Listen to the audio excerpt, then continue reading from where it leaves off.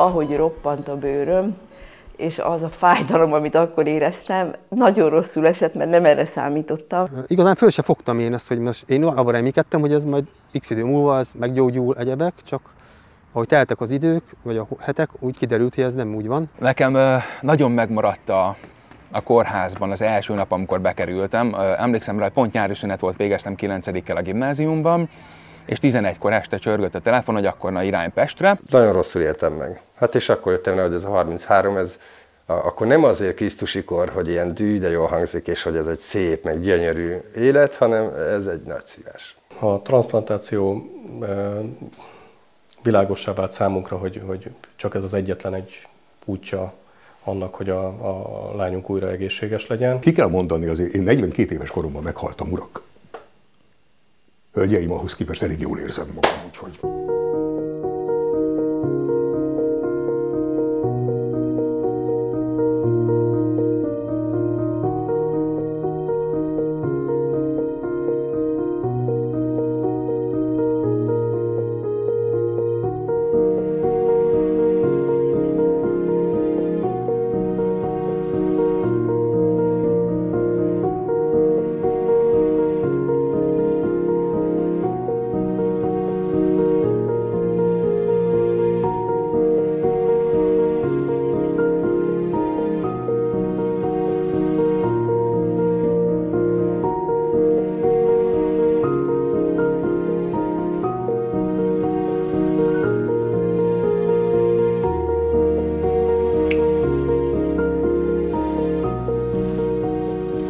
Öten vagyunk testvérek, úgyhogy a gyerekkoromra úgy emlékszem vissza, hogy nagyon felhőtlen volt, sokat játszottunk együtt, szabadok voltunk, máshogy nőttünk föl, mint a mai gyerekek. Akkor még ment a színház, tehát akkor még csináltuk a Rustféle független színpadot, utána azért az ember belekerült ebbe az egész reklámos történetbe Magyarországon. Nagyon sok munkánk volt, nagyon sokat dolgoztunk, hál' Istennek. Nagyon jó családban nőttem fel, fiú testvérem volt, legjobb barátok vagyunk mai napig. Az életem az igazából, én azt mondom, hogy jó volt. Mint mindenki más, ugyanúgy sportoltam, iskolába jártam, minden ugyanúgy volt, mint egy hétköznapi családon belül, ugyanúgy jártam hétvégén bulizni a srácokkal, hogyha arról volt szó, versenyekre jártam, tehát minden a lehető legjobban ment. Szerintem én nem képzeltem el semmilyen életet magamnak. Úgy értem, hogy ahogy éltem, azt tetszett és azt vittem előre, mindig a zenébe voltam. Tehát én, hogyha munka után mentem a lemezboltba, kerestem a jobbnál jobb zenéket, imádtam a zenéket, imádtam az embereket, a társaságot, de sose gondolkodtam azon, hogy mi lesz holnap. Nagyon szerettem a barátaimmal lenni. Óvodában nagyon sok mindent sportoltam, jártam néptáncra, balettra, volt ilyen olyasmi, mint a Fit Kid. Nagyon sokszor mentünk el nagyszülőkhöz, unokatesókhoz, nagyon sokszor összejártunk, és igen, nagyon sokszor is kirándultunk, meg nyaraltunk. Teljesen egészséges ember voltam, munkahelyen volt, fociztunk, hobbiként a járműajtóba jártunk el másik városokban, bajnokságokra, tehát normális életet éltem. És ez egy pillanatról másikra megváltozott. Fiatalként nagyon másképp látja az ember az egész világot. Úgy van vele, hogy látja a körülötte lévő betegeket, elhunynak családtagjai, vagy különböző rossz fordulatok történnek meg, és úgy álltam hozzá, vagyis úgy gondolkodtam annó, hogy velem ilyen nem történhet meg.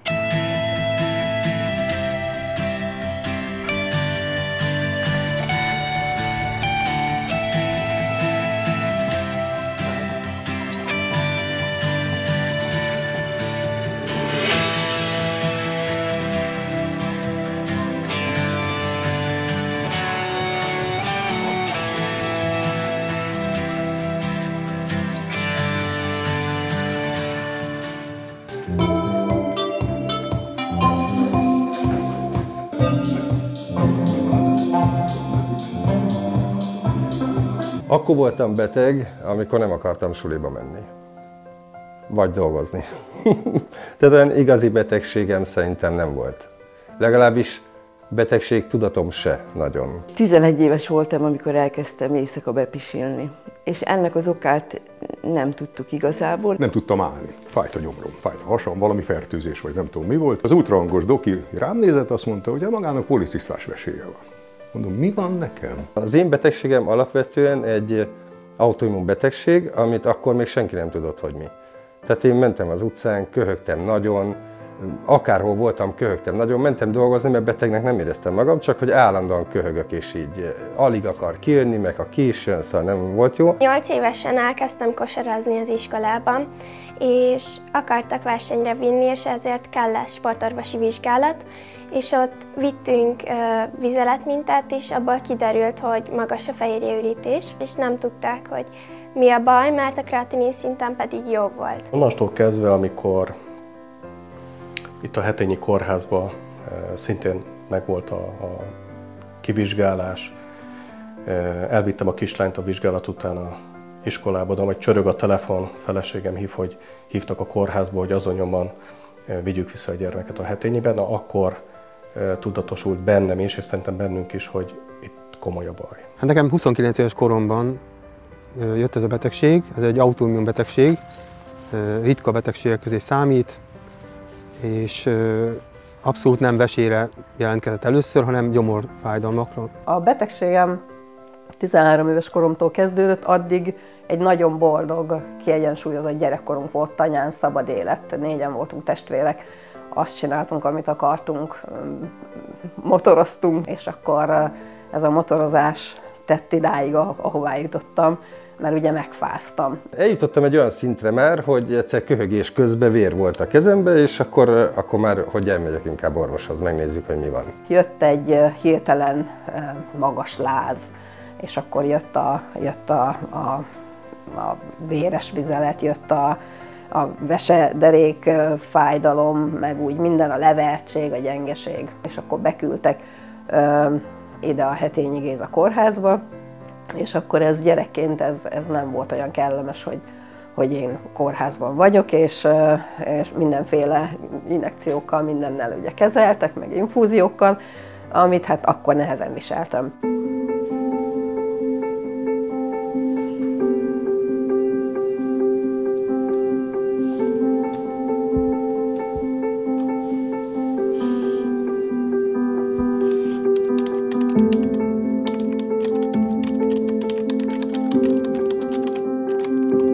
Végül 13 éves lettem, ez 2 évbe telt, mire eljutottunk a Bókai János úti gyerekklinikára. Ott derítették ki, hogy beszűkültek a vesefunkcióim. Zsugorvesém volt már akkor, és az éjszakai bepisíléseknek az volt az oka, hogy ugye a betegvese az éjszaka, amikor pihen, akkor jól dolgozik jobban. És hát elég mélyen aludtam, és hát gondolom, hogy ezért volt ez.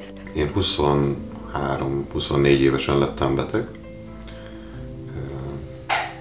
Technológusi szakképesítésem voltam éppen. Környezetvédelem, vízgazdálkodás területen szerettem volna elhelyezkedni későbbiekben, egyetemi terveim is voltak. Nálunk ez az ikertestvéremmel kezdődött ez az egész. Ő volt az első, aki transzplantáltak, és őt előttem pont 3 hónappal transzplantálták, viszont ő nem volt annyira szerencsés, mint én, mert neki már volt dialízis előtte. Édesanyám még szerintem olyan 13-14 évesen mondták el, hogy tulajdonképpen mivel is jár ez az egész, viszont már előtte is minden évben jártunk vérvételre, kontrollra Budapestre, hogy lássák, hogy milyenek az eredményeink. Mivel ugye a kreatinin szintem ugye jó volt, ezért nem nagyon találtak befogadó kórházat, csak a Betesdát, és oda át is kerültünk, ilyen 2020 környékén. Közel 1 évet jártunk a Betesda gyermekkórházba, szintén tanástalanok voltak, és nem tudták, hogy békésen mi ez a betegség, ami okozhatja a magas fehérjeürítés. Hozzáteszem, hogy nagyon sok betegség eredményezheti, vírusos fertőzésektől kezdve, gyermekleukémiától, egészen ugye a veséig minden. 2 hete voltam már a kórházban, amikor odajött hozzám a doki és mondta, hogy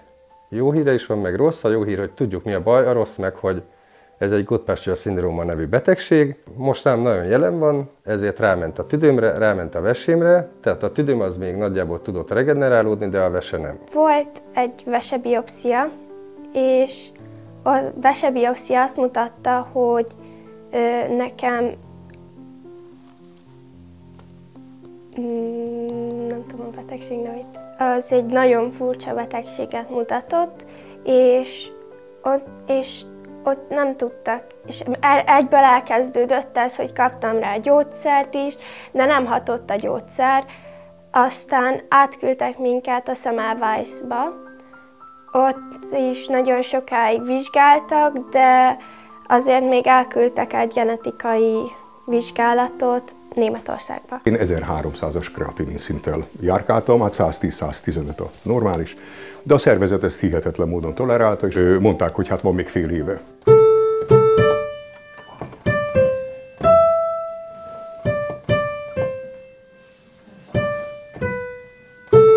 Teljesen átlagos 20 éves életet éltem, bulisztunk, viszonylag nagy baráti társaság volt, főzőcskéztünk, nagyon sokat pecáztunk, és akkor az egyik napról a másikra lett egy ilyen nagyon erős köhögéses, vérköpéses dolog. A mi esetünk a családunkra kivetítve nem igen egyszerű, hiszen a mi betegségünknek neve az Alport-szindróma, ez egy örökölt genetikai betegség.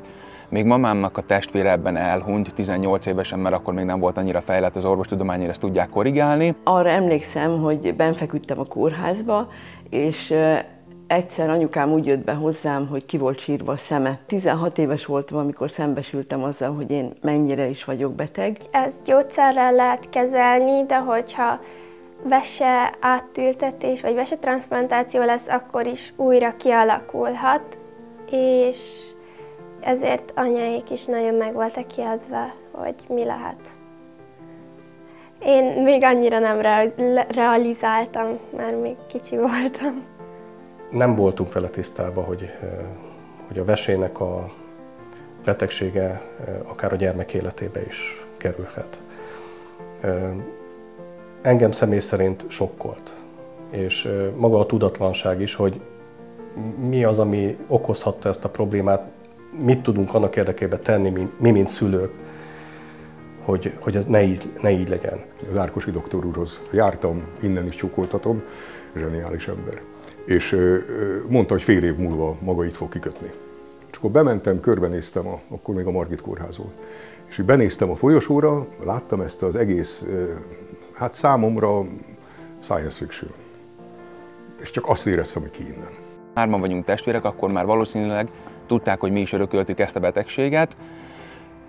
Egész sokáig kihúztuk ezt, transzplantáció, illetve dialízis nélkül. Elmentem a házi orvoshoz, ő vele nem feltétlenül ápoltunk jó kapcsolatot utána, mert ő egyértelműen mindenféle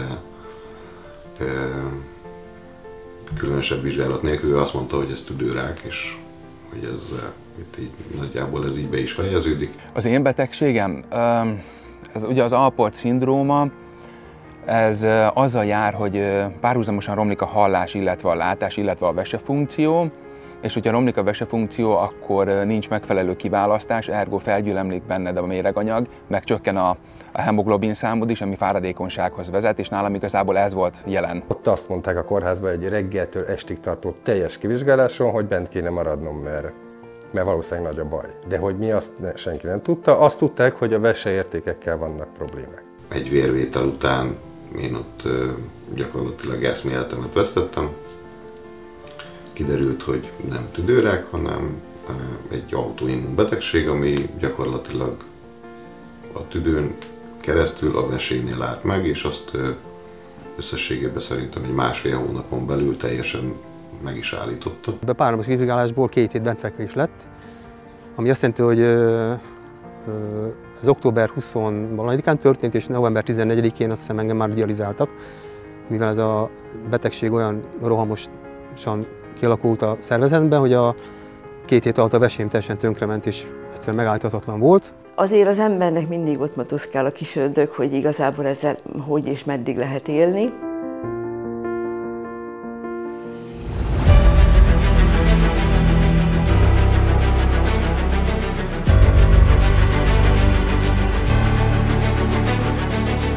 A vesebetegségek kialakulásának számos oka van. Hogyha kiderül valakinek, hogy a veséje felmondta a szolgálatot, 2 lehetőség van. Az egyik az a művesekezelés, a másik pedig a transzplantáció. Ez nem egymást követő 2 entitás, ez A kettő párhuzamosan kell, hogy fusson. Magyarországon legtöbb a vesetranszplantációból van. Egyrészt a betegek száma is, tehát a vesebetegséggel élő és végstádiumú vesebetegséggel élő betegek száma is magas. Ha csak a budapesti várólista programot nézem, akkor a dializáló központokból közel 800 beteget tartunk most listán, akik várják, hogy vesét kaphassanak. Az, hogy valaki mikor kap vesét, az egy lutri, az egy zsákba macska. Kivéve az, akinek élő donora van. Átlagos várólistán lévő idő az olyan 3-3,5 évet jelent, tehát egy nagyon hosszú idő az valójában, de sajnos valaki akár 7-8 évet is vár vesére, hiszen a vese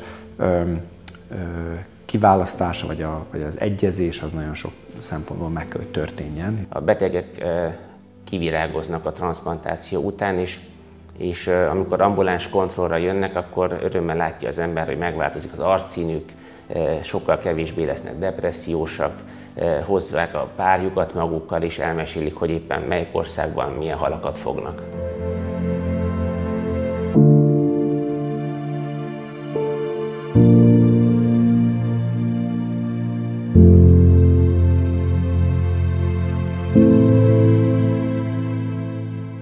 Éves koromban már egy kicsit úgy stagnált az állapotom, akkor azt mondták, hogy jó, hát ez most már, ez így marad, ez lesz, ez van, ezzel együtt kell élni, majd később, azt is elmondta Cecon Zoltán főorvoshoz jártam, hogy ennek a vége majd transzplantáció lesz, erre fel kell készülni. Nagyon nem tudtam, hogy milyen fájdalommal járhat ez, vagy tulajdonképpen mennyire megterhelő a szervezetre nézve. Azt láttam, hogy testvéremnek nem volt a lehető legjobb, illetve azért csak fájdalommal jár az a műtét, de úgy vártam, hogy lesz, ami lesz. Odáig romlott az állapotom, hogy intenzív osztályra kerültem altatásban, mert olyan tüdőgyulladásom lett, amit nem tudtak kezelni itt a kezelésen, úgyhogy intenzíven feküdtem pár napig, talán egy hétig. Nem volt elég vizeletem, meg nagyon magas volt a méreganyag-szintem, a kreatinin. Ez ugye egy bizonyos szint után már agykárosodást is okozhat, úgyhogy muszáj volt a dialízist elkezdeni. 2004-ben megműtöttek, az nem sikerült. 3 hónap múlva elindult egy kilöködés, meg citomegalovírus fertőzés, meg szükület, meg volt ott minden, és az itt van benn.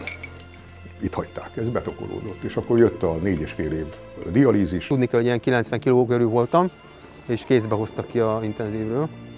Viszont mondták, hogy kellett hozzá az erős szervezet, hogy én ezt túléljem.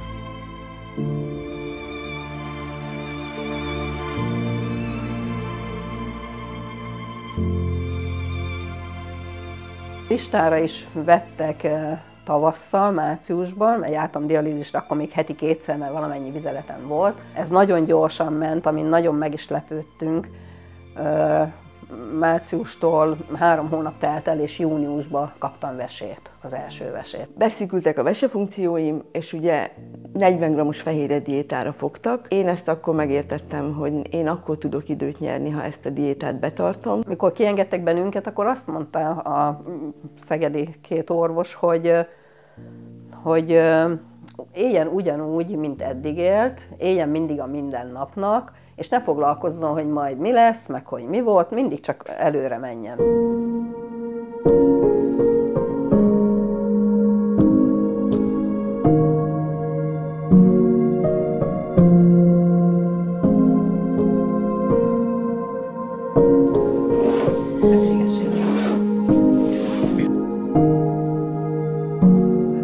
Jó, hát rendben van, ez így oké volt, hogy elmondta a doktor úr, csak ez az életben nem teljesen így van, amikor félsz attól, hogy itt van bennem egy idegen szerv. Ez majd mit fog csinálni? Mi az majd, mikor kilökődik? Mert úgy valamennyire felvilágosítottak. 3 év múlva elkezdtek romlani az eredményeim. És akkor nem tudtuk, hogy most akkor mi van. Majd mindenféle vizsgálatan átestem, és kiderült, hogy az első, és hát az eredeti betegségemet elkapta a beültetett szerv. 99. novemberében mondhatom, hogy visszakerültem gépre. Az első sikerélményem az volt, hogy amikor elkezdtem diétázni, akkor a véreredményeim ugrásszerűen megjavultak. Kanadából hoztak egy új technológiát, egy hólyak pacemakert, amit aminek 16 elektródáját a hólyagra tették, és volt egy vevő része a hasüregben, amit egy körülbelül szokorrádió, aki még tudja, hogy mi az a szokorrádió, egy ilyen szokorrádió nagyságú külső egységgel lehetett működésbe hozni. Tehát amikor pisiltem, akkor fogtam a szokorrádiómat, vittem magammal a mosdóba, ide helyeztem a gépet, ami működésbe hozta a pacemakert, és így tudtam pisilni. Ez volt 12 éven keresztül. 2009-ben műtöttek másodszorra, az sikerült, hála Istennek, az itt van, bal oldalt, a csípőárokban, vele megbeszéltem, hogy el leszünk egymással, hála Istennek. Most lekopogom, jó? Isten tudja, mit hoz a holnap, de eddig el vagyunk egymással.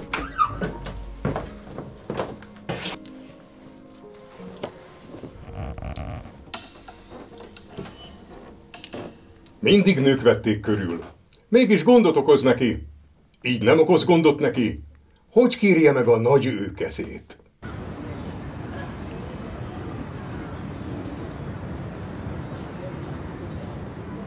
...2003. november 7-én, nagyon emlékszem erre a dátumra, kaptam egy riasztást Szegedről, hogy van egy vese a számomra.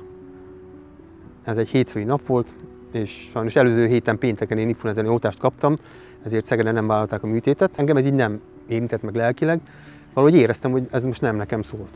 Tehát valaki más megkapta, lehet, hogy nem ütött meg, hogy most én ezt nem kaptam meg. És további 1 év kezelés. Az első műtét után, mint akit agyonvertek, úgy ébredtem föl. Azt se tudtam, hogy hol vagyok. A másodiknál meg én azt hiszem, hogy az altatószer volt valami más, ugye fejlődik a technika, vagy mit a tudomány. Én úgy ébredtem föl, mint aki aludtam volna magam. 2004. október 3-án akkor mégis megkaptam a vesét. Az 2010-ben kezdte felmondani a szolgálatot, és 2011-től vagyok újra dialízisen, voltam dialízisen. Akkor még csak heti 2-szer kezdtem, mert azért vizeletem volt, és folyamatosan csökkent, és kb. 3 év múlva már újra 3-szor kellett járnom. A műtét előtt is pisiltem, mindenem rendben volt, annak ellenére, hogy romlottak az értékeim, és a műtét után is ugyanehhez tértem vissza tulajdonképpen, tehát nagy változás kívülről nem volt látható, viszont az értékeimen, tehát a vérképemben meg ugye maximálisan teljesen jó lett minden vérképem.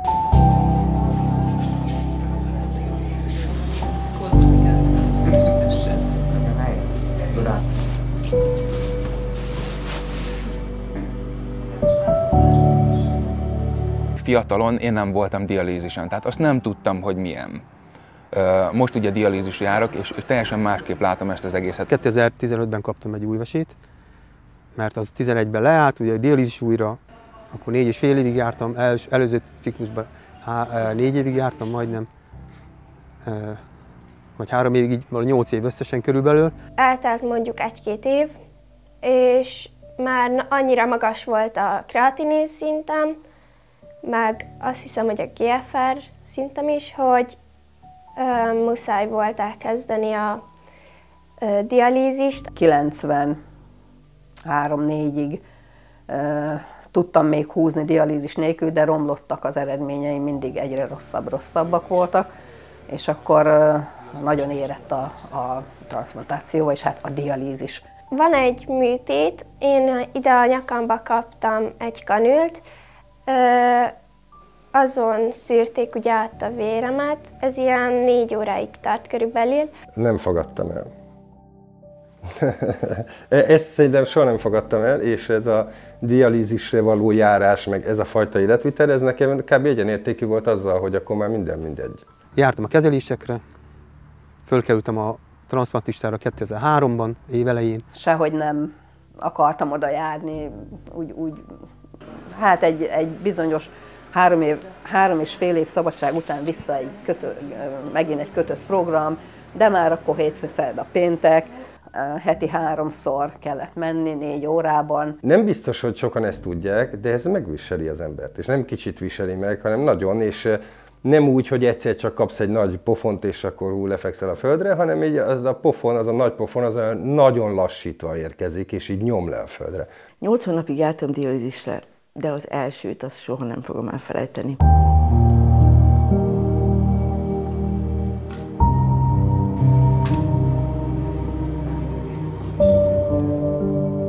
beszúrnak egy tűt, másikat, bemegy a vér, kijön a vér, és úgy nagyon nagy lelki erőt kellett magamon venni, hogy hú, akkor ezt így végig. De ez fejbe dől el, tehát minden fejbe dől el, és utána, amikor szúrtak legközebb, akkor már csak behuntam a szemem, nagy levegőt vettem, és kész. Annyira rossz, hogy ezt én nem szeretném újra és újra és újra, és az nem élet. Másfél évig jártam dialízisre az első körben, tehát miután mielőtt vesét kaptam, és az utolsó időszakot már nagyon rosszul viseltem. Nem tudtam elviselni, hogy minden nap megszúrnak, itt, minden karomból veszik itt kiveszik a vért, itt visszaadják, ferezéseket csinálnak, kikészítette a szervezetet. 95. decemberében milyen gyors megoldás kellett, mert hirtelen egyik pillanatra a másikra ugrott fel nagyon magasra, és akkor egy karácsony előtti. Hát szenteste azt hiszem nap vittek be, akkor dializáltak meg először. A kezelések azok nem könnyűek, akik nem tudja, az ugye azt jelenti, hogy heti 3-szor, akinek nem jó az eredménye, van, akinek csak heti 2-szer járni kell művese kezelésre. A dialízis az teljesen leköt, heti 3-szor kell járnom művese kezelésre, ami 3-szor 4 órát vesz igénybe. Ha akartam, hanem csináltam ezeket a dolgokat, amiket kellett. És hát 90x nap után azt mondták, hogy innentől ugyanúgy, ahogy eddig, mennem kell mindig dialízisre, ferezésre egy ideig, mert a ferezéssel tudják ezt az autoimmun betegségnek a antitestjeit úgymond eltüntetni, nem a szervezetből, de viszonylag alacsony szintre nyomni. Ilyenkor, hogy kivezetik az ember szervezetéből a vért, egy gép megtisztítja, visszakerül. Csak ez nagyon megterheli az emberi szervezetet, mert nem csak a méreganyagot veszi ki a gép, hanem sok minden mást is, ami az embernek ugye szükséges. A testem elkezdett egy ilyen közlekedő edény lenni, hogyha nem tudom, én a fejem lent volt az ágyon, nem emeltem föl, akkor a fejem volt ekkora reggelre. Hogyha fölemeltem a fejem, akkor a lábam volt ekkora reggelre, ezért nagyon sokáig így aludtam kvázi, hogy a víz az a ágyékomnál gyűjjön össze, vagy a folyadék, és valahogy kimenjen belőlem. A dialízis, én azt gondolom, hogy nem csak testileg viseli meg az odajáró embereket. Tehát ebből felszabadulni, az szerintem, nem tudom, tehát nagyon sok minden megérne, hogyha ebből ki lehet keveredni egyik napról a másikra. Azért ez kicsit úgy durva volt, és hát igen, akkor van az, hogy az ember elgondolkodik, hogy ezt muszáj nekem, kell ez nekem, akarok én így élni. Nem biztos, hogy ez volt az elképzelésem az életről. Az ember mindenhez hozzá tud szokni, ugye, hogyha folyamatosan lassan történnek a dolgok, és ugye egy idő után ez már egy lassú történet. Először ez egy nagyon rémisztő dolog volt, tehát nagyon nehéz volt ezt felfogni. Tényleg nagyon gyorsan történtek a dolgok. Nem minden ment zökkenőmentesen, de nagyon nagy életminőségbeli változás lett rögtön érezhető. Hétfő, szerda, péntek, vagy kedd, csütörtök, szombat, dialízisre járás, akkor másnap felépülés, úgymond, mert ugye elég megszólító dolgok vannak ezzel kapcsolatban, és akkor próbálni valami tevékenységet csinálni. A leghosszabb beteg, akivel találkoztam, azt 21 évig dializáltak, és utána kapott vesét egy képzetbeteg programon. Hát így néztem, hogy én akkor voltam kb. 21 éves transzplantált, hogy ezt így ő hogy bírta. Van, aki tudja, hogy soha életében nem kaphat vesét, mert ez vagy ez az oka. Ha én olyan lennék, akkor valószínűleg én is elfogadnám, és azt az életet élném. Folyadékkontroll van, napi fél litert ihatnék maximum. Nagyon sok ételt nem ehetek, mert a káliumra figyelni kell, a foszforra figyelni kell, tehát nagyon sok a megkötés, de ez is egy olyan dolog, amihez alkalmazkodni kell. Most járok dialízisre, ugyanúgy heti 3-szori alkalommal, és mióta visszakerültem, azóta várólistán is vagyok, vesetranszplantációs várólistán, és hát várjuk a csodát.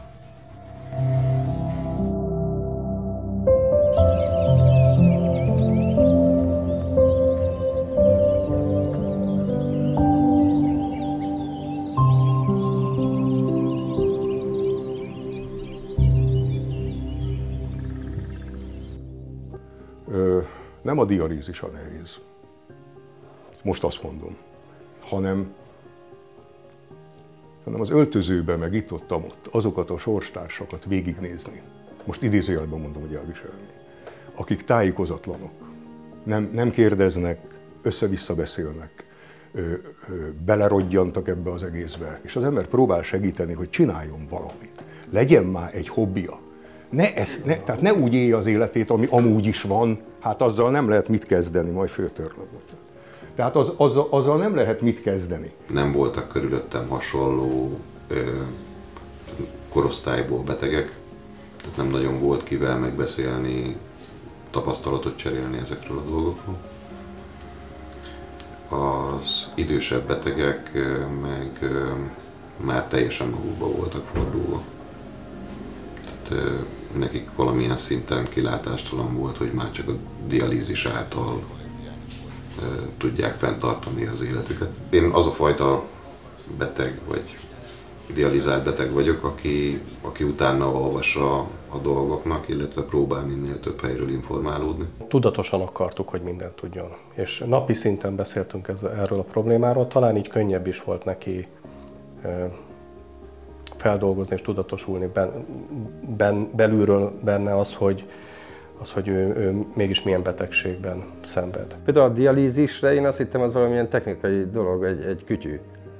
És kiderült, hogy nem, ez egy kezelés, ez egy ilyen vese tisztító kezelés. Én szerintem a fordulópont, hogy megkönnyebbültünk, hogy világossá vált minden számunkra, hogy mégis mi a baj, és akkor ez kezelhető, az akkor történt, amikor a genetikai vizsgálatnak az eredménye megtörtént, és a genetikussal beszéltünk utána. Akkor szembesültem Isten igazából ezzel, hogy magának az alapbetegségemnek igen kicsi volt a túlélési esélye, illetve hát ennek az egész dialízis, vagy hát vesebetegségnek nem feltétlen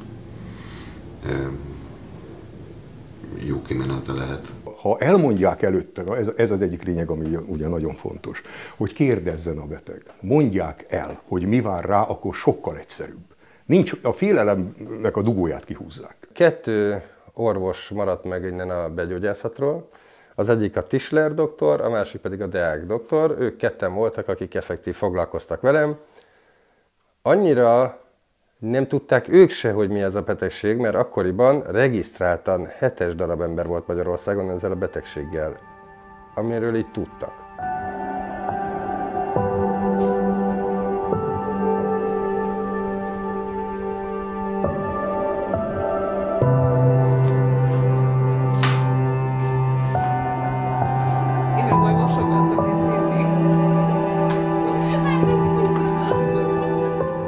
Hát ez akkoriban nagyon rosszul érintett, tehát ez mind testileg, mind lelkileg azért nagyon meggyötört engem, de a családomat is. El voltam ezzel az állapotommal, úgy 79, 78-ig, 79-ig, ez ilyen 19 éves koromig körülbelül, és ugye férjhez mentem. Transzplantáció előtt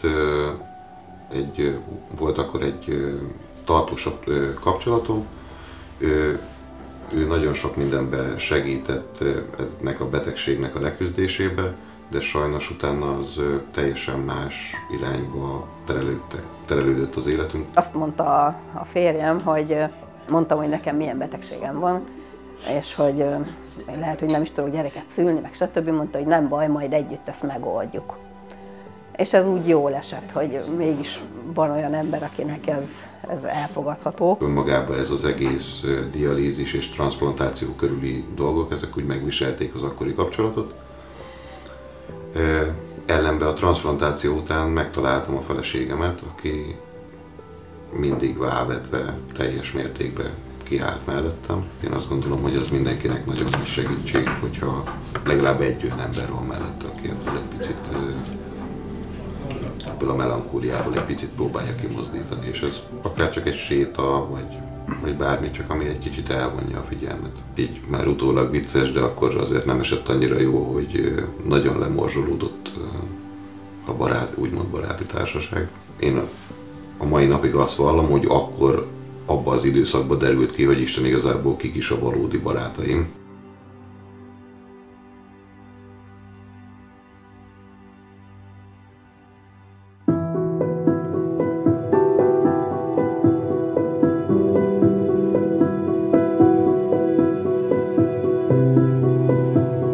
2015. május 23-án vagy június 23-án kaptam a második vesét, ami lekopogom, nagyon jó eredményeim, nagyon jók, Szegedre járok, és most is voltam.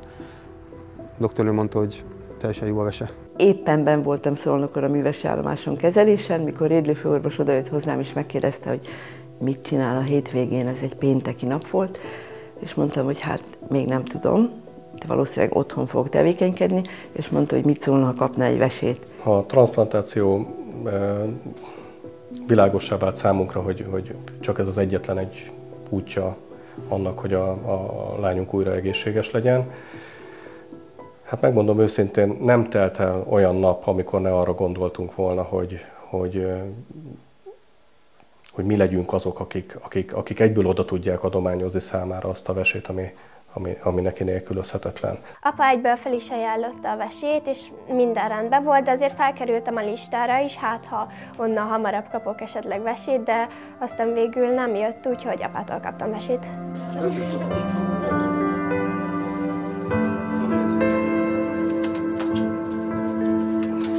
De hogyha ezt ki tudod egészíteni, akkor is. Ahogy a listára kerültem, és már szinte időpontunk volt az élő donorosra, sőt volt időpontunk, akkor jött egy riasztás egy halott donorosra. És közben előtte végig arról beszéltek nekem az élő donorosról, hogy mennyi százalékkal jobb, hatékonyabb, az élettartalma legalább 70%-kal jobb, mint a halott donorosnak, stb. Erre is van példa, arra is minden. És akkor nem tudtam, hogy mit csinálok. 10 évig semmiféle gond nem volt. Tehát transzplantáció után én talán fél évvel kezdtem el dolgozni. És az a 10 év, az nagyon-nagyon gyorsan elszaladt. Felhívtam anyut, hogy most mit mondjak erre? Tehát, hogy hívnak egy ilyenre, közben mi még várunk az élődonorsra, amiről tudjuk, hogy mondjuk 98% az esély, hogy minden klafa, a másiknál meg mondjuk 50, hogy jó vagy nem jó. És akkor lemondtam, tehát nem mentem. És akkor így végül megkaptam édesanyámét. 11 év után sajnos ez a vese elfáradt, és ismételten visszakerültem dialízisre. Annyiban másabb volt ez a helyzet, hogy itt már láttam kiutat, illetve tudtam, hogy ezzel igenis lehet és kell is normál életet élni. Mi titkon is, de bíztunk abba, hogy valamelyikünk alkalmas lesz élődonornak, hiszen azt tudni lehet, hogy az élődonornál nincs jobb. Ráadásul az, hogyha ez az egyik élődonor, az pont az apukája vagy az anyukája, az azt jelenti, hogy neki sokkal, de sokkal gyorsabban el fogják végezni ezt a transzplantációt. Édesanyám vesével a vesém működött, de a vérképem soha nem volt jó. Minden esetre ott onnantól egy új életed volt, és hát sajnos nem becsültem meg egyébként. Tehát hiába kaptam új vesét, szerintem fel sem fogtam, hogy édesanyámtól élődonoros, hogy annyira olyan voltam, mint az elkényeztetett gyerekek, akik mindent megkapnak, és olyan természetesnek vették, hogy megkaptak. És akkor egy 8 év után kezdett el rosszalkodni a vesém, és megismerkedtem a mostani feleségemmel. Ő nyilván tudta, hogy van egy ilyen problémám, de hát éltem ezzel a problémával, illetve hogy akkor már éppen nem volt probléma. Amikor annyira leromlott, hogy már fontolgatni kellett azt, hogy dialízis legyen, vagy hogy legyen, akkor ugye ez téma volt. És akkor nyilván a feleségem, aki akkor még nem volt a feleségem, ő felajánlotta, hogy ő segítene, és akkor így ugrottunk bele együtt ebbe a történetbe. Norbi egy nagyon korrekt és egyenes ember, úgyhogy ezzel kezdte. Elmondta, hogy volt ez a betegsége, elmondta, hogy milyen állapotban van, és hogy talán most ilyen 8 év után, már körülbelül akkortájt ismerkedhetünk meg, hogy vannak már problémák, de most még egyensúlyban van. Nekem ez csak egy plusz segítség volt, hogy orvosként egy kicsit a mindennapi problémákkal könnyebben tudtunk megküzdeni. Amikor Norbi már egyre rosszabbul lett, akkor gyakorlatilag 1-2 nap alatt gondoltam végig azt, hogy én szeretném neki felajánlani a vesémet. Egyetlen dolognak néztem utána, hogy én szerettem volna közös gyermeket még, ha majd lesz családunk, vagy összeházasodunk, mert volt ilyen tervünk, és ennek néztem utána, de ahhoz kellett az is, hogy Norbi jól legyen, és egészséges legyen, mert anélkül nem tudtunk volna közös gyereket vállalni. bekerültünk a kórházba, és kicsit amúgy féltem, de kaptunk ilyen frontint, azt hiszem, és utána másnap ilyen 8-7 óra körül, nem? Körülbelül igen, 8 órakor feltolták apát, aztán én addig dialízisen voltam, ugye, és aztán jött Anikó is, és mondta, hogy már ugye fent van, meg anya is ott volt, aztán engem is feltoltak, és ott még kellett várnom egy kicsit az ajtó előtt, és hallottam, ahogy apa horkolt.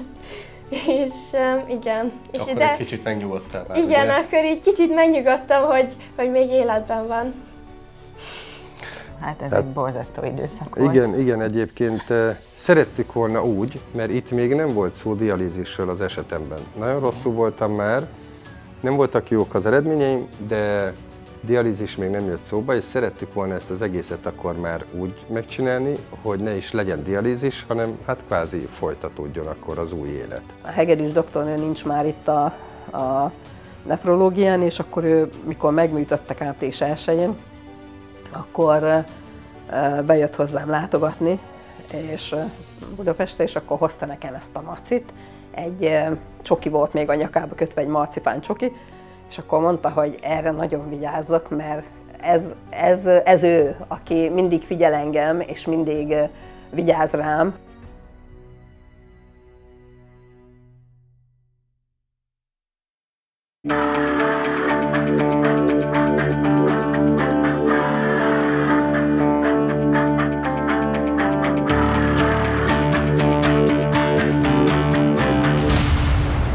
Közvetlenül a műtét után, ahogy felébredsz, akkor félig magadnál, vagy félig nem. Igazából nem nagyon fogtam föl, még az altató hatása alatt voltam, nem nagyon fogtam föl, hogy mi van körülöttem, csak ilyen képfoszlányokra emlékszem, hogy például anya áll az ajtóban és integet. Emlékszem, hogy amikor fölkeltem és kimehettem a mosdóba, és belenéztem a tükörbe, hát én még az életben olyan szépnek magam nem láttam. Emlékszek rá, hogy itt a hasamból ugye a csövek álltak kifele, ugye itt még a dréncső, akkor kaptam még az infúziót, még a katéter, stb. Szóval be voltam rendesen csövezve, és akkor tolják le az ággyal, és akkor csak annyit látok, hogy Annacska hátrafordul, és akkor na, ott eltölt a mécses. Ott akkor az érzelmek felszabadultak.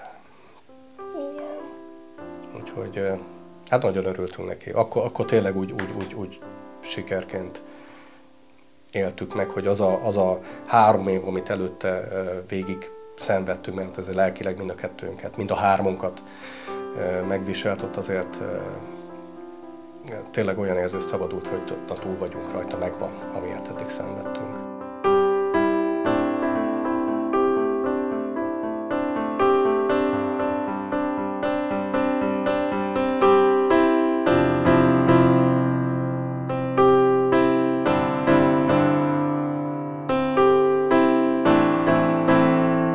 Amikor ugye 15 éve kaptam édesanyámtól a vesét, ott eleve indult egy kilöködési reakció.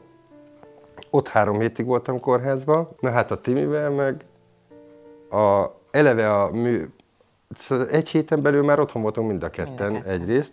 Másrészt meg a műtét utáni első vérképek, meg ilyen mérések alapján, hát majdhogy nem női kreatinin szinten volt. Ez egy csoda, mert a saját rokonoktól kapott vesék szoktak így nagyjából közelazonosak lenni, nemhogy mi megismertük egymást.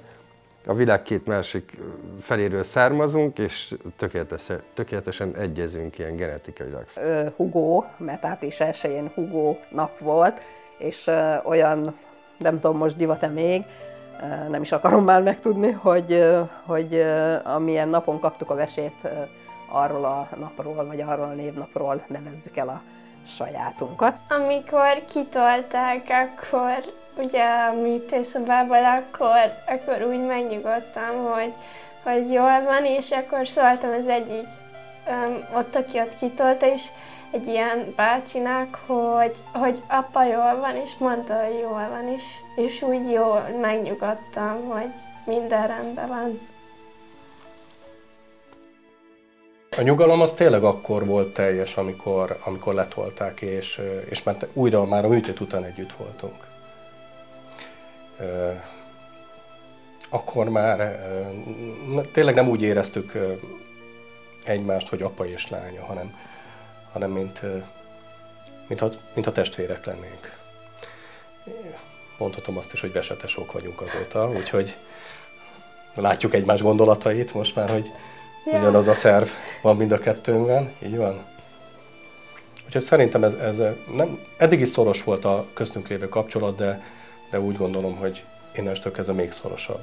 A másnap ott egyből fölkeltenek, az az első, hogy kelj föl, mosakodj meg, és próbálj sétálni, ha tudsz, mert minél jobban elkezded az aktív életet a műtét után, akkor annál nagyobb a valószínűsége, hogy jobb állapotban leszel, hamarabb beindul a vesé, és minden lehető legjobb kerékvágásba tér vissza, mint eddig. És akkor ő Hugo, ő is Hugo, de ő az apja, és ő vigyáz rám. Nem, az anyukája, mert hát ugye doktornőtől kaptam, úgyhogy ő vigyáz rám, és ő jön velem mindenhová. Ha megyünk versenyre, külföldre, ide-oda, mindenhová viszem magammal. A műtét után 10 napot vagy bent a kórházban, ha minden jól megy, én ezt ki is töltöttem. A vége felé már nem voltak problémák, mert látszódott az eredményemben, hogy minden szépen fokozatosan áll vissza a normális értékekre. A 10. napon jöttek azok a komplikációk, amik egyébként teljesen szokványosak egy szervátültetésnél, vagy akkor még szokványosak voltak, de hát az ember megijed. Gyakorlatilag jött az első kilökődési reakcióm, belázasodtam, elapadt a vizeletem, elkezdett feszülni a beültetett vese. Egyszerűen az volt bennem, hogy ez most szar lesz. Ez most nagyon, de nem most van a vége. Nem most, ez valahogy nem én vagyok, nem most van a vége.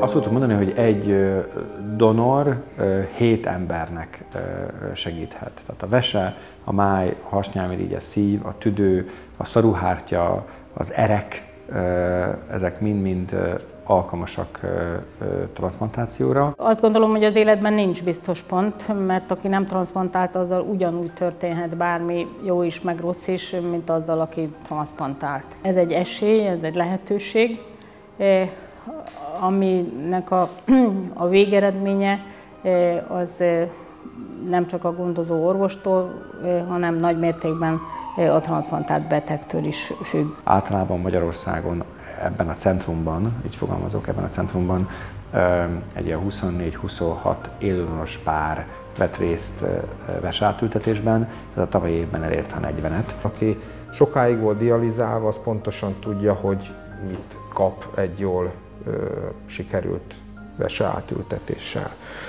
Van ugye élődonoros veseátültetés is, aminek az tud lenni az egyik előnye, hogy akár úgynevezett preemptív stádiumban is el lehet végezni, tehát akkor mielőtt még dialízisre kerülne a beteg. Azok, akik így kvázi hamar veséhez jutnak, van, hogy nem mindig tudják olyan szinten értékelni magát a veseátültetésnek a meglétét, megtörténtét, mint akik több időt eltöltöttek dialízisen, és igazából tudják, hogy milyen az. Amikor egy vese riadó van, akkor egy elhunyt donorból távolítják el a kollégák a szerveket, amelynek hát az ideje lehet, hogy éjszakára esik, annak a szervnek utaznia kell. Ezek mind-mind kiküszöbölhetőek az élődonoros transzplantációnál, és mivel ez tervezett műtét, ezért minden olyan várható vagy kockázatot jelentő sződmény előre is kvázi mint egy tervezhető vagy lehető szerint kiküszöbölhető,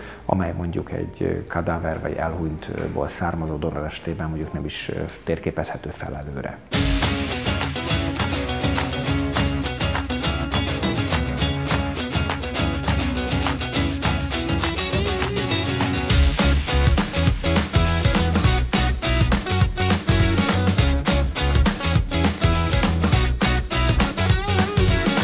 Későnyírű típus voltam, tehát én nagyon nem fogtam föl, nem is akartam elfogadni se.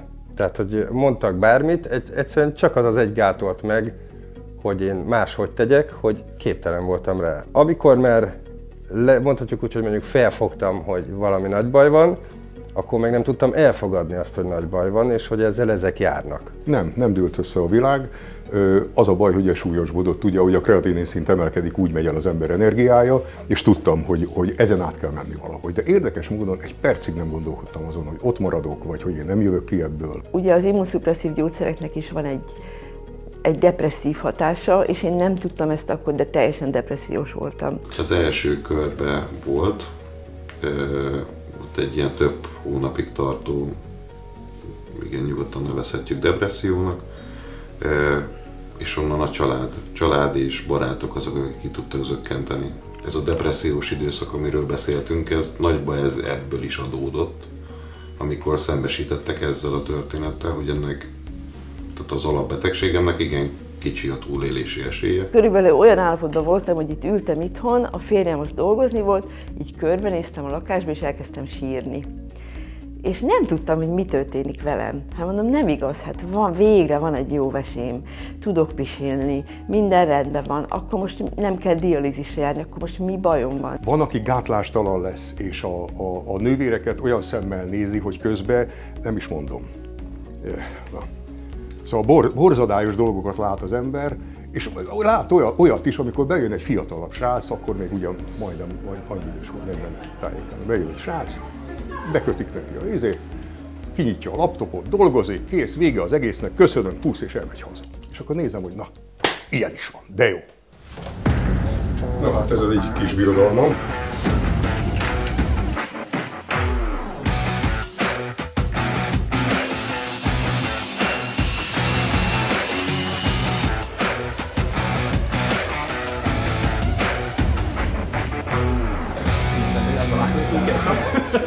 Sokszor elgondolkodtam azon, hogy vajon mit mondhatnak, hogyha megtudják, hogy én mondjuk átestem egy vesetranszplantáción, hogy akkor úgy állnak hozzám, hogy UFO vagyok, vagy kívülálló, vagy bármi, de meglepően jól fogadta a társadalom. Nem depressziós voltam, hanem rossz. Tehát én nem voltam malandó semmiatt megcsinálni, amit nekem mondtak, hogy ezt kell csinálnom, vagy azt kell csinálnom, vagy így kell csinálnom. Szerintem azért egy ilyen komoly dolgot átvészelni nem annyira egyszerű, és szerintem mindenki eljut arra a pontra, amikor azt mondja, hogy jó, elég volt, és akkor nem szeretné ezt tovább csinálni, tehát mindenhol vannak mélypontok. Nekem a transzplantáció után az volt a lehető legnagyobb problémám, hogy van egy vágás a hasamon, és az annyira nem tudom, rosszul érintett, hogy azt mindenféleképpen meg szerettem volna plastikáztatni, viszont ahogy idősödtem, felfogtam, hogy ezzel semmi probléma nincs. Azt mondták például, hogy most el kell menni egy Városmajorra, ott csinálnak majd nekem egy fisztulát. Nekem az életben nem lesz fisztulám, nekem senki nem fog fisztulát csinálni. Hát nyilván ez jelenti azt, hogy rossz beteg vagyok, hogy ezekkel nem akartam elfogadni, nem akartam beletörődni. Végül nyilván lett fisztulám, végül nyilván eljártam a dialízisre, végül nyilván megcsináltam mindent, amit kellett, de nekem ez nagyon nehezemre esett. Ezek olyan dolgok, amiken túl kell lendülni, hiszen próbálok mindig pozitívan hozzáállni, mert hogyha most a sírba megyek dialízisre, akkor is el kell mennem mindenféleképpen. Ha pozitívan állok hozzá, akkor legalább valamilyen szinten magammal teszek jót. Rettentően profi emberek kezébe vagyunk, akik hát ezt nem először csinálják, tehát azért lehet bízni, hogy ebből az ember jól jön ki. Vannak nagyon súlyos esetek, van minden, tudom, nagyon sokfelé megy a dolog, de alapvetően a pozitív hozzáállás szerintem az már egy félgyógyulás.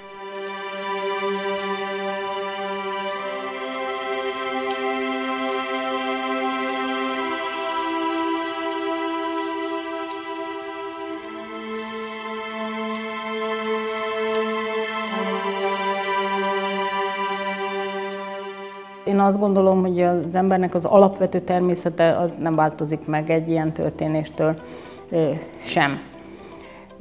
Aki optimista volt, az optimista marad, aki aggódik, az pedig aggódik. Megkülönböztetünk életmentő és életminőségjavító transzplantációkat.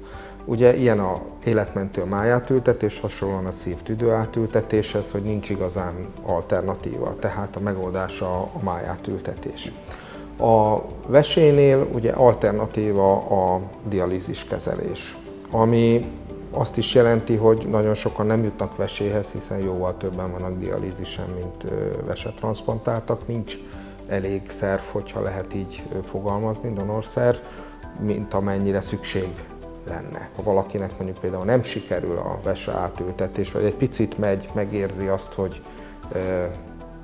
jól működik, és kikerül a dializáltak köréből, és el tud kezdeni dolgozni, meg az életét élni kicsit jobban, és aztán történik valami, akkor az egy sokkal nagyobb trauma neki. Múltkor megjelent egy betegem, és hozott egy A4-es méretű naplót.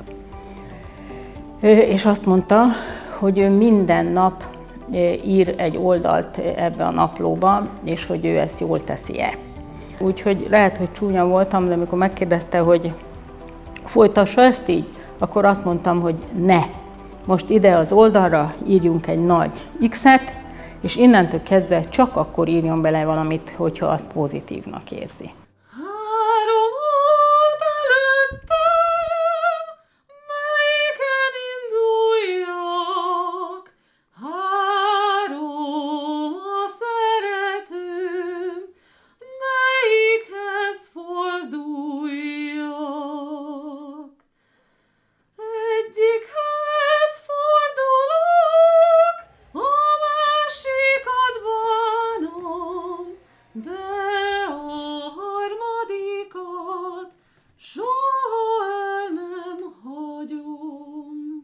Amiről beszéltem, hogy depressziós voltam, engem a sport húzott ki belőle. Én amikor sorstársaimnak beszélek erről, akkor mindig azt mondom, hogy ez a Münchhausen effektus, hogy saját magam ki tudtam húzni a mocsárból a sport segítségével. A transzplantációig én a foci, illetve a karate szerelmese voltam. A műtét után pár évig nem nagyon mocorogtam, csak hébe-hóba jártam edzőgetni, és utána találtam rá crossfitre.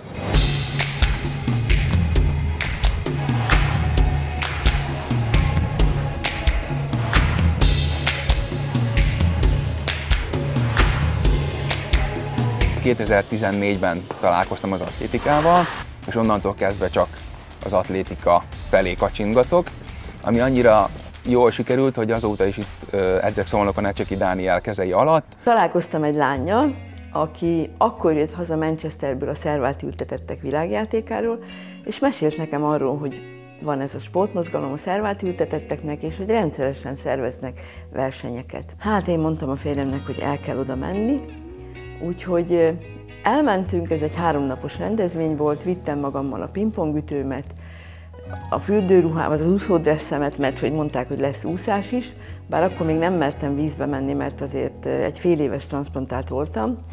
Még előtte nem voltam vízbe, beálltam pingpongozni, játszottunk meccseket, mondták, hogy egész jó, és még arra is rávettek, hogy ússzak egyet a vasárnapi megmérettetésen. Hát olyan hosszú medencét már régen láttam, mint amit akkor ott, tehát nagyon nehezen tudtam végigúszni, akkor emlékszem, alig elfogyott a levegőm, de hogy mondták, hogy jó, akkor kezdjél el edzésre járni, és 3 hónap múlva lesz a következő versenyünk, és meglátjuk, hogy mi lesz. 97-ben, tehát másfél év múlva már ott voltam Sydneyben a szerváltültetettek világjátékán, és onnantól fogva, hát gyakorlatilag ennek már 20...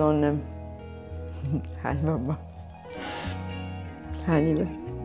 25 éve. Mondjuk azt, hogy munka, dialízis és edzés, az kicsit nehéz. A dialízis sok időt fölemészt, de meg kell találni az arany középutat, hogy mindenhol a hely tudjak állni annak érdekében, hogy jól tudjak teljesíteni az élet minden területén. Nekem a legnagyobb ilyen életmódbeli váltásnak az a fehérje bevitel volt.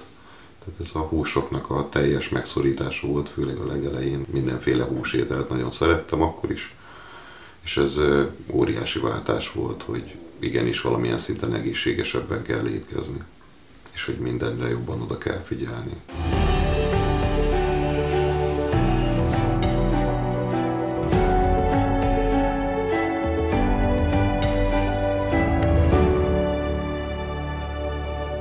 Azok a stresszes dolgok, amikor hazajössz, és azt látod a gyerekeiden meg a családon, hogy mit izgultak.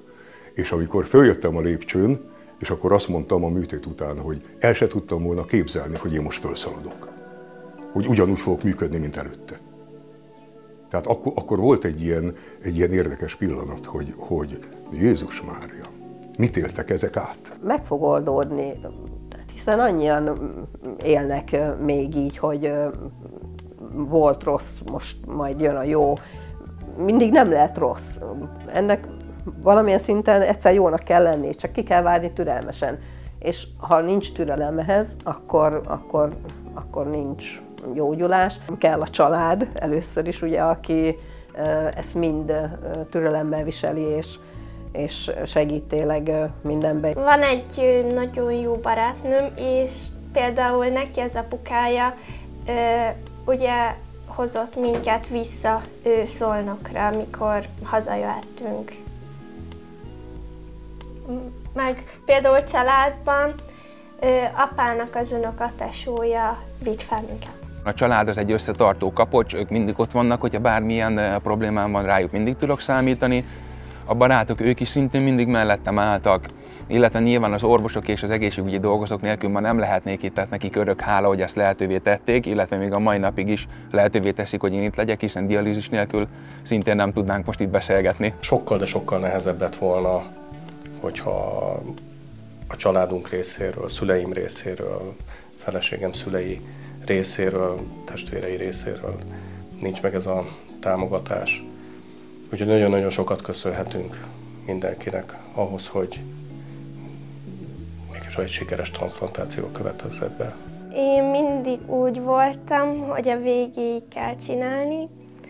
Nagyon kedvesek, segítőkészek voltak az orvosok is, a barátok is mindig ott álltak mellettünk, és nagyon-nagyon hálás vagyok ezért, hogy így tudtak minket támogatni, segíteni ebben az egész folyamatban.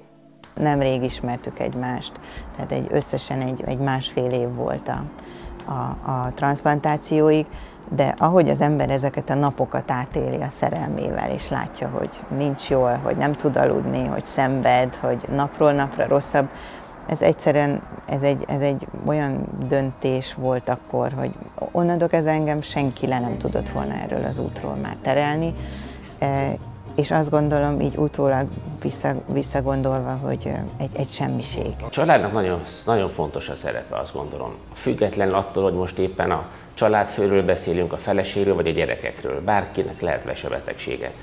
Mindig összekapaszkodnak, és mindig az első kérdés az, hogy ki adhatna vesét. Ha az ember megkérdezi a férfi beteget, hogy akkor legyen szíves, sorolja fel a gyógyszereit, jaj, hát azt csak a feleségem tudja. Anyukám, miket szedek? Ez egy tipikus történet. A támogatás azért is fontos, mert például itt vannak a kilöködést gátló gyógyszereknek a szedése, ami nagyon pontos odafigyelést igényel. De ha valaki nagyon jól odafigyel, akkor ezzel jól együtt lehet élni, és ebben nagyon fontos a családnak a szerepe, főleg akkor, hogyha gyermekről van szó, már hogy a beteg gyermeknél ott persze elengedhetetlen a családnak a támogatása. Nagyon sok házas pár, elsősorban inkább az ilyen középkorú korosztályból jár úgy kontrollra, hogy házastársal együtt, és akkor tulajdonképpen a férfi a transzplantált, de a hölgy viszi a prímet. Ők nagyon komoly kapcsolatban élnek utána egymáshoz, és talán szorosabb is lesz a kapcsolat. Főleg, hogyha élődonoros transzplantációról van szó, mert még nagyobb felelősséget érzi az ügyben, hogy hát valakinek a másik szervét hordozza magában, sokkal jobban vigyázok rá is, a kapcsolat is sokkal szorosabb lesz közöttük, azt gondolom.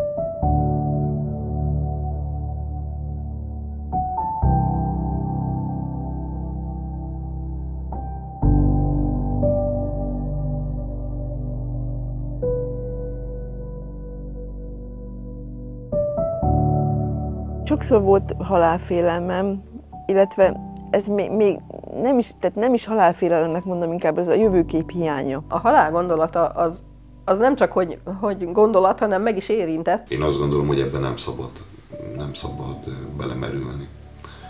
Tehát az mindenképp egy rossz út, hogyha a halál gondolatát egyáltalán a mindennapokba beengedi. Sokszor úgy felébredtem, és akkor, hogy jaj, akkor mennyi van még, vagy vagy mit tervezzek, vagy mit ne tervezzek. Egyébként mindig pozitív voltam különben alapvetően, tehát hogy tevékeny, pozitív, igyekeztem élni normálisan az életet, de hát az embernek mindig ott van a kis agyában az, hogy azért ez nem százas, nem kerek, és nem lesz teljes. A dialízis állomásról vittek ki, vagy egy CT vizsgálatra, igen, és jódot kaptam, amit nem tudtunk, hogy én a jódra érzékeny vagyok, és a vizsgálathoz szükséges volt, és ez nekem keringésű összeomlást okozott. Na ott volt az, hogy nem biztos, hogy hazajövök. Tisztában kell lennünk, hogy igen, ennek megvan a veszélye, de én azt gondolom, hogy olyan kezekben vagyunk, az orvosok, az ápolók, a dializáló nővérek, akikbe egyszerűen muszáj bíznunk, és bízhatunk is, akik ebből ki fognak segíteni minket. A halál gondolatáról is beszéltünk természetesen. Őt talán annyira nem, mint minket. Mi mindig azon voltunk, hogy és azért imádkoztunk, hogy legyen valami megoldás annak érdekében, hogy újra egészséges kislány legyen. Én úgy éreztem, hogy oké, meggyógyulok, és irány vissza meló, minden, ami kell. És ez a folyamat következő év vége felé derült ki, hogy mikor leszázalékoltak, és akkor mondták is, hogy hát ide már nem mehetek vissza abba a munkakörbe, hogy dolgoztam, meg emellett a heti 3 dialízis mellett nem is lehet, tehát akkor nem mondom, hogy megütött, csak akkor gondoltam át igazán, hogy most akkor át kéne gondolni, hogy mi lesz, hogy lesz. Bennem nincs halálfélelem, nem is volt. Volt olyan helyzet a 17 évvel ezelőtti kórházas időszakban, amikor konkrétan, nem tudom én, fél liter, 1 liter vért hánytam ki, és egy pillanat alatt így azon kívül, hogy láttam, hallottam, felfogtam, mi történik körülöttem, semmit nem tudtam csinálni. Nem érdekel. Nem érdekel. Nem ezzel foglalkozok. Hát az ember folyamatosan úgy kelne föl, hogy lehet, hogy ma meghalok, az nem élet. Én eltartom magam, én nem vagyok beteg. Foglalkoztam vele egy darabig. Már nem foglalkozom vele. Úgy vagyok vele most már, hogy élek, és amíg élek. Ugye örülök, hogy 60-at már betöltöttem, 60 pluszos vagyok, és hogy nem érdekel már, hogy mi a jövő. Emberek képesek annyira maguk alá zuhanni, hogy akkor most eldobom az életem, vagy tehát ilyen gondolat bennem sose volt. Sajnáltam magam persze, hát mindenki sajnálja magát, aki ebbe a helyzetbe kerül. De aztán valahogy ezeken úgy túl tudtam lendülni, igyekeztem a családomra nem sok terhet rakni, a férjemre sem, meg a testvéreimre, szüleimre sem, hiszen ez az én dolgom, ezt nekem kell vinni. Amikor ugye kilöködött a vesém, akkor depis lettem, sírtam, jöttem, mentem, nem találtam a helyem. Segítséget nem kértem, pszichológus, ilyesmi nem kellett, mert én úgy voltam vele, hogy ha az én agyam nem képes ezt felfogni, és nem tudom én magamnak megoldani, akkor abban nem tud segíteni nekem még szakember se. Hogyha a szeretteimre terhet teszek, akkor azzal nem lesz jobb sem nekik, sem nekem. Úgyhogy én igyekeztem ezeket mindig így magamba intézni, és nem rátenni a családtagokra. Én máshova tartoztam, vagy jöttem valahonnan. Én harcos típus vagyok. Így úgy amúgy nehéz megijeszteni. Tehát nagyon nehéz rám pirítani, amikor az ember fülét, farkát behúzza. Sok emberben tudom, hogy felmerül, hogy most akkor mi értelme az egésznek, de nem. Tehát még csak az, hogy a család miatt, mert ugye van fiam, meg egy lányom, hogy miattuk, mert van, aki azt mondja, hogy azért se éri meg, vagy valaki azt mondja, csak a fiaim, meg a gyerekeim miatt vagyok. De ez föl sem merült bennem, hogy én most eldobjam az életemet, mert én elég pozitív szemléletű vagyok mindenben. Hát ez így föl nem merült bennem. Ha hívnak, ha megkérnek valamire, azonnal megcsinálom. Ez nem kérdés. De én nem tudok ott lenni, én egy másik közegben vagyok. Nekem nem ez az életem központja. Én most már, amióta felnőtt vagyok, ugye úgy élek, hogy beleestem, majd megoldom. Kell kiútnak lenni, van élet, akár betegen is, meg főleg, hogyha meg már segítenek, és az emberen is transzplantáció alá esik. Amikor vége lett az egésznek, akkor ott a takarítónők remek kávét főztek, imádtam őket, nagy kávé, és akkor az egy olyan 4 óra, akkor kimentem az épület elé, ott még rágyújtottam, kicsit menjen le minden, beültem a kocsiba és mentem dolgozni. Mindig azt kell látni, hogy igen, majd most ez van, de vannak csodák, meg orvosok, meg már tényleg csoda készítmények, és akkor meg fognak gyógyítani. Nem foglalkozom vele, hogy mikor jön el a nagy ő, de bízom benne, hogy még jó soká.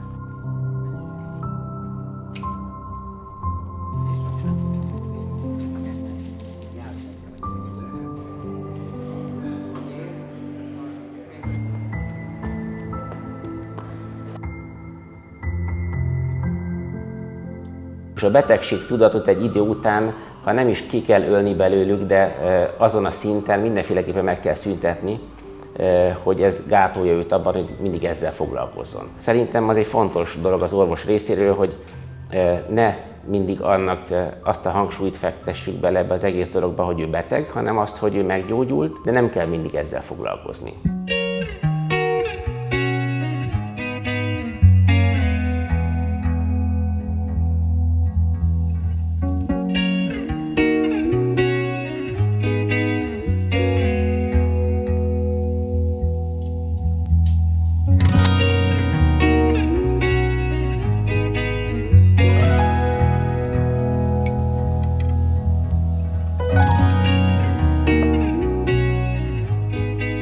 Én 94 óta csináltam egy sportágat, a szituációs lövészetet. Én rettentően szerettem csinálni, egy remek sportág, iszonyú izgalmas, minden. Péntek este hagytam abba. Most. Akkor szálltam ki az egészből, 28 év után. Elkezdtem iskolába járni, érettségit megszerezni 2004-ben, szeptemberben, és pont akkor kaptam a vesét, ugye az is ugrott, mert ugye akkor fél évig nem lett közösségbe menni, akkor az fél év csúszott, akkor az egész elment. Az első vesével még ugyan nem sportoltam, de miután megkaptam a másodikat 2002-ből, utána még egy 4 évet még nem mozdultam erre az irány felé, mikor aztán egyszer csak egy közgyűlés után eljöttem ide akkori nagyokkal a bowling centerbe, és akkor kezembe került a golyó, és onnantól fogva nem akar leesni. 2006 februárjától vagyok újra munkaképes, úgymond, szereztem állást, hogy nagy segítséggel, családon belül segítséggel kaptam állást, és azóta is ott dolgozom a munkahelyemen, ahol szerencsére ezt nagyon tolerálják, hogy én ilyen állapotú vagyok. Az én horgászat iránti szenvedélyem, ez is segített csomó helyzetben.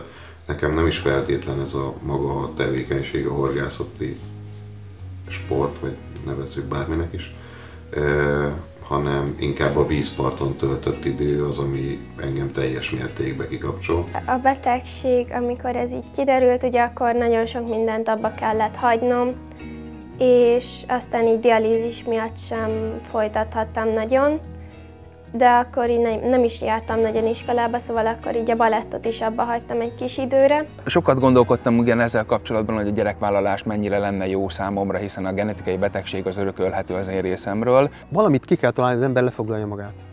Tehát valami irányt találni kell. Ugye nekem az jelentette végül is az irányt után, hogy 2008-ban megszületett a kislányom, és akkor az egy, hogy mondjam, az embernek az teljesen megváltoztatja az életét, és az egy jó cél. Ha fiam lenne, akkor nálunk itt abban maradna, ez az egész vese baj, hiszen nem örökölni a géneket, viszont ha lányom lenne, akkor a lányom hordozó lenne, de nem lenne beteg. Viszont ha a lányomnak fia születik, akkor ő ismét visszakerülne abba a kerékvágásba, amiben én voltam, tehát ő ismét beteg lenne. Ez egy olyan döntés, ami komoly felelősséggel jár, de én azt mondom, hogy ha eljutok oda, hogy családalapítás előtt állok, akkor mindenféleképpen szeretnék belevágni. Orvosok is támogatták, hogy a sport meghosszabbítja a vese élettartamát, és nagyon-nagyon támogatnak engem a sportban is, és ezért kezdtem el atlétikázni is, mert van Európa-bajnokság, világbajnokság, ilyen országos bajnokság, és ezért így a sok támogatás, meg verseny miatt szerintem nagyon megéri. Másfelé fordult az életem, meg minden.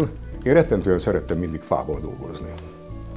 És hát nagyon sok mindent csináltam, előtte is, és most az elmúlt években váltottam egy kicsit, és itt lent van egy műhely. Igen, tehát aki ebbe betegségbe kerül, vagy ilyen állapotba, az semmiképp ne adja fel. Tehát mindig ott van az alagút végén a fény, hogy oda fog kerülni, hogy bizonyos ideig tart, de valószínű kapni fog vesét. Sokat mozgok, van egy ilyen programunk, a millió lépés az életért, és napi ilyen 8-10 kilométereket megyünk, és az úgy feldob, úgy teljesen kiegyensúlyozott vagyok, és úgy érzem, hogy most így 63 éves elmúltam, hogy hát úgy jól érzem magam a bőrömbe. Én rettentően szerettem azt, amikor a gyerekek kicsik voltak meg, amíg ugye van egy territórium az embernek, ahol él, hogy ott van hatalma az embernek, hogy rendbe tudja tartani a dolgokat, van hatása rá, meg tudja beszélni, mit tudom én. És aztán kiderült, hogy nem. Hogy egyre több olyan dolog jön, ami fölött már nincs hatalmad. Nem te vagy öreg. Át kell tenni az origót. Éltünk így, ott volt az origó, most az origó valahol itt van. Igazából gyökerestől nem változott meg az életem. Én ugyanúgy élek, mint a dialízis előtt, és úgy nagyon nem foglalkozom azzal, hogy mi lesz holnap. Most jól vagyok, aztán holnap mi lesz, az a jövő titka. Akkor, amikor az első vesét kaptam, akkor úgymond egyedül voltam, fiatal voltam, buliztam, dolgoztam, egy ilyen teljesen normális életet éltem, és utána sem lettem egyébként sokkal másabb ember vagy valamit. Kicsit jobban elkezdtem élvezni az életet, szóval kicsit jobban megéltem mindent. Most mondjuk azt, hogy megtaláltam az arany középutat, hogy meglegyen az egyensúly, amit tudok teljesíteni az edzés, a magánélet, illetve a munkaterén is, hogy olyan támaszom is van, aki mindig mellettem áll, illetve mindig segíti a munkámat. Nem volt kevés idő, mire megtaláltam azt, hogy lehetne ideálisan ezt összehozni, hogy minden klappoljon, de sikerült. A Timitől kapott verse után, viszont már családról beszélünk, gyerekről beszélünk, amit már akkor akartunk. A felfogásom nyilván nagyban változott, hogy sokkal komolyabban vettem ezt a vesét, amit kaptam, de azért nyilván odafigyelek, mert van jövőnk, van jövőképünk, vannak gyerekek, szóval egy kicsit így más a hozzáállás, mint régebben. 14-5 évvel ezelőtt bekerültem újra a munkavilágába, akkor nagyon az emberek nem voltak ezzel tisztában. Sokan nem tudták, hogy mi ez. De ez most már megváltozott. A fiatalok nem tudják sajnos, én iskolában dolgozom, és látom, hogy öltöznek a lányok. Ilyenkor, télen, ősszel, ki van a dereka, ki van a háta, mindene. Nem most fog fájni nekik, majd 20 év múlva. Az, hogy a külvilág ezt hogy ítéli meg, ez egy jó kérdés. Nyilván nekünk meg kell küzdenünk a betegségünkkel is. A transzplantációról nem véletlenül mondjuk azt, hogy ez egy esély egy új életre, egy újrakezdésre, hiszen akkor minden úgymond visszatér a normális kerékvágásba, amikor mindent megtehetünk. Azt földolgozni, hogy egy másik vesével élek, vagy azt, hogy a családból kaptam egy vesét, és hogy erre jól vigyázzak, erre kell segítség. Tehát ez nem mindig megoldható egyedül. Amikor elmegyek a transzplantált szervezeteknek a gyűléseire, akkor az egy nagyon megható esemény, amikor a donort adó valakinek a meghalt hozzátartozójának a szervezete is jelen van és képviselteti magát. És elmondja az édesanyja, édesapa, hogy ő elvesztette a gyerekét, de tudja, hogy az ő szerve másban tovább él.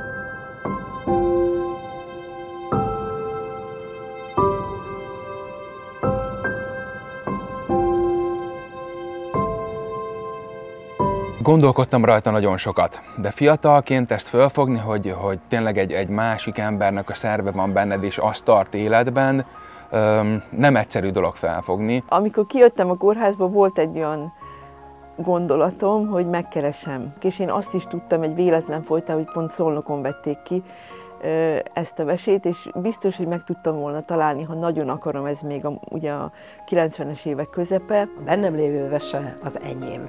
Attól a perctől, ahogy belém ültették, a 2002. április 1. 10 órától mondjuk, ez az én, nem 10 órától, akkor meg kijöttem a műtőből, 5 órától, ez az én vesém. Megtorpantott az a gondolat, hogy jó, de hogy fogok eléjük állni, és mit fogok mondani.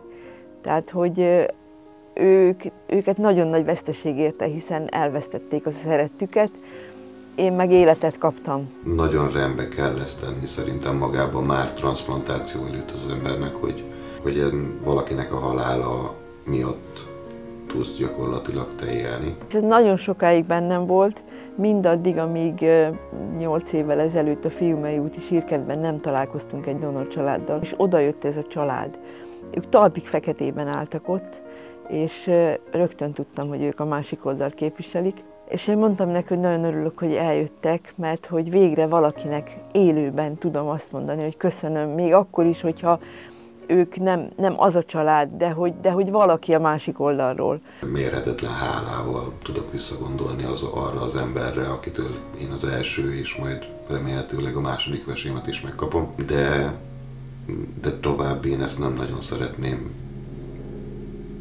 teherként viselni. Én ezt elfogadtam, ezt a szervet úgymond. Én hálás vagyok nekik is, látatlanul is, mert én soha nem kerestem, soha nem is kérdeztem, hogy kik. Azt tudtam, hogy körülbelül hány évesek, meg hogy mi lehetett a gond. Én egy dolgot kérdeztem meg a műtét után a dokitól, hogy hány éves volt a derékveres. És férfi volt, azt mondta, hogy 40-es évek elejé, és mondtam, kösz, és itt le is zártam a dolgot. Én ránéztem, amit ugye mondtam, hogy megbeszéltem veled, hogy figyelj, most együtt leszünk, hát olyan lesz, mint eddig, öreg, vagy kicsit nehéz, de majd kibírjuk, úgyhogy nem probléma, én azért vigyázok rád, és itt le is álltam. Nagyon meg kell becsülni azt, hogy ahova születtél, és az életet is magát, mert az egyszerűen egy felfoghatatlan dolog, és szerintem a tanulás is nagyon fontos, mert az pedig az életedben a további részét határozza meg. Nem gondoltam bele, de az egyszerűség kedvéért szerintem ez a miénk. Tehát, hogy itt most mondhatjuk azt, hogy a miénk, mint a gyerekünk, csak én hordom. Még egy ugye? közös pontban. Igen. Hogyha valaki ilyen betegségbe belekerül, vagy akármilyen másik betegségbe, akkor ne adja fel, mert előbb-utóbb meg fog gyógyulni. Előbb-utóbb az alagút végén megcsillan a fény. Az ember, mikor belekerül ebbe, akkor látja, hogy milyen sorsok vannak, hogy hány embert lehet megmenteni egy embernek a szerveivel például. És én hálás vagyok azoknak, akik kaptam a szervemet, és a családjának is, akik látatlanban is persze. És remélem, hogy úgy gondolnak rá, hogy valahol tovább élben, valahol ő szerették valakiben. Magyarország tagja az Eurotranszplantnak, amelyen belül a transzplantációs számaink, ha szabad így fogalmaznom, és a minőségmutatóink azok nagyon kedvezők és nagyon magas helyen állnak. Én 98 óta dolgozom a klinikán, 25 éve döntően, és közel 600 beteget gondozok, és az ember hozzájuk nő. Tehát most már nem csak azért hívnak föl, hogy megkérdezi, milyen a gyógyszer szintje, hanem egyéb más dolog miatt megkérdezi, hogy a gyereke szedheti ezt a tápszert, hogy az édesanyját elviheti-e színházba. Ha a Szemmelweis Egyetemnek a transzplantációs központját nézem, ami a vesét illeti, az évi olyan 130-140 vese transzplantáció, de nagyon komoly számnak számít európai viszonylatban is, egy centrumot tekintve. Azt gondolom, hogy a transzplantáció mindenkinek egy nagy esélyt adott a korábbi dialízis kezeléssel szemben, hogy most akkor tehernek érzi, hogy mondjuk az első év után egy évben 4-3 havonta ide kell jönni, és akkor miért kell neki várni? Nyilván azért kell várni, mert nincs nagyobb kapacitásunk. Vagy pedig azt mondja, hogy a heti 3 dialízissel szemben ez azért egy elég jó arány. A donorszervek nemzeti kincs.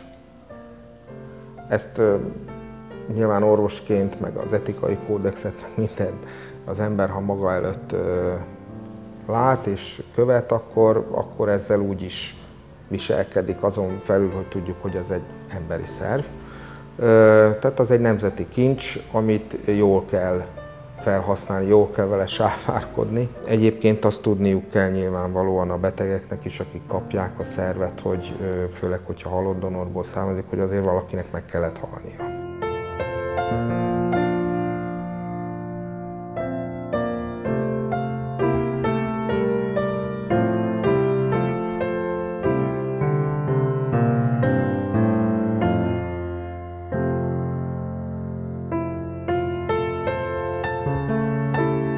Én, amikor 13 éves koromban kijöttem a kórházból, bementem, mint tinédzser. 6 hónap múlva jöttem haza, és én akkor már felnőtt voltam.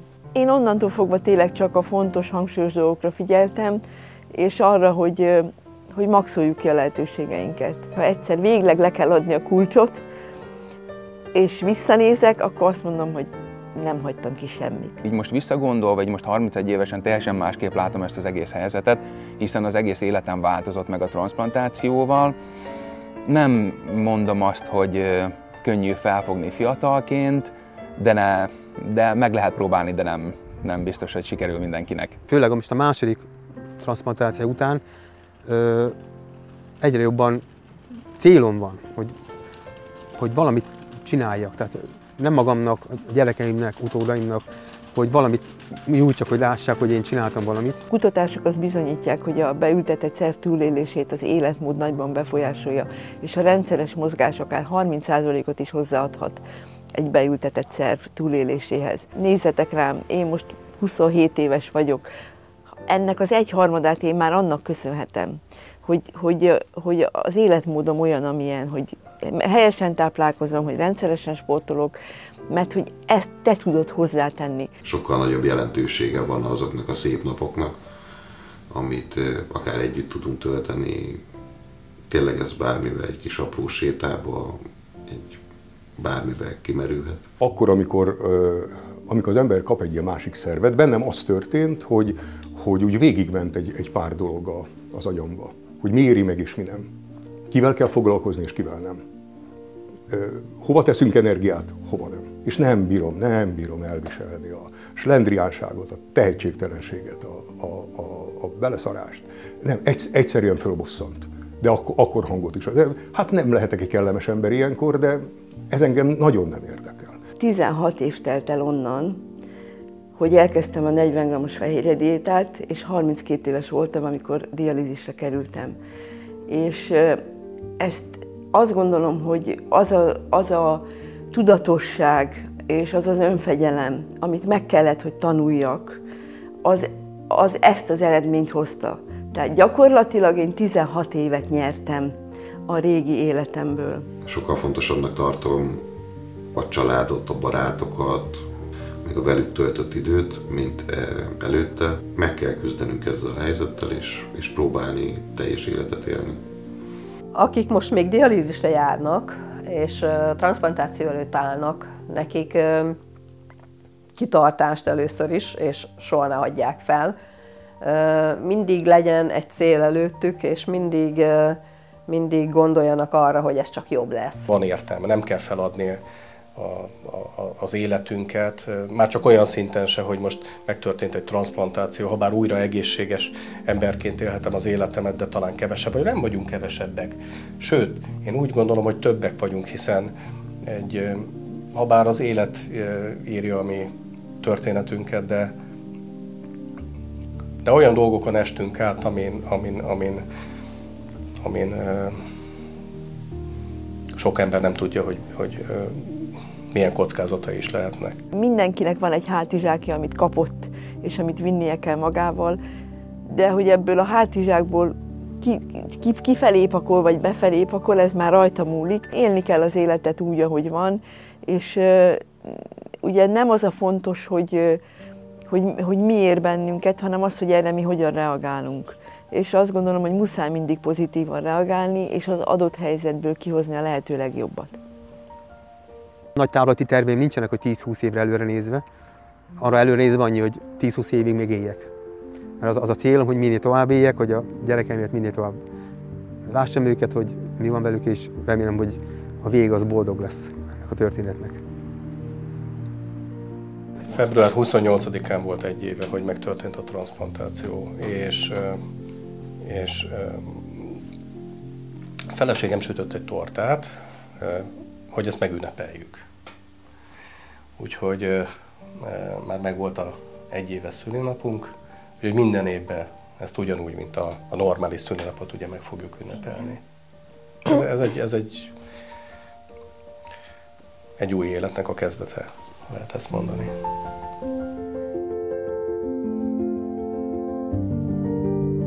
Én abszolút hiszek a sorsban. Én is. Teljesen mindegy, ki mit csinál, mert én hiszek abban, hogy a sorsunk az meg van írva, az utunk megvan, és szerintem mindenki arra halad. Hát gondolom, te is így vagy ezzel. Igen. Röviden, igen. De valójában tényleg a miénk. És én innen vigyázok rá. Igen, hát mindig velem vagy, mondjuk úgy, hogy bennem élsz.